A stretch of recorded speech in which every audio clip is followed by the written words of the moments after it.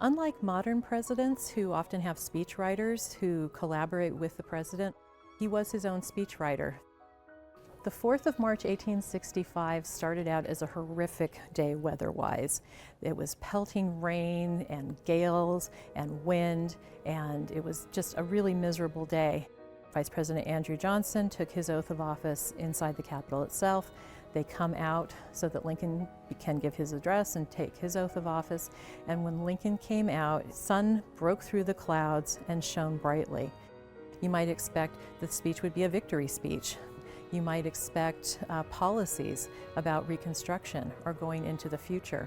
But it's a very unusual address in that it really does not address those kind of issues. He looks back very briefly about what the war was about, and he specifies that American slavery was, everybody understood that American slavery was somehow the cause.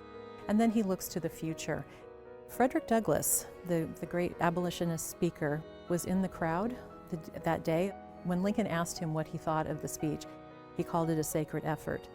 With malice toward none, with charity for all, with firmness in the right as God gives us to see the right, let us strive on to finish the work that we are in, to bind up the nation's wounds, to care for him who shall have borne the battle, and for his widow and his orphan, to do all which may achieve and cherish a just and lasting peace among ourselves and with all nations.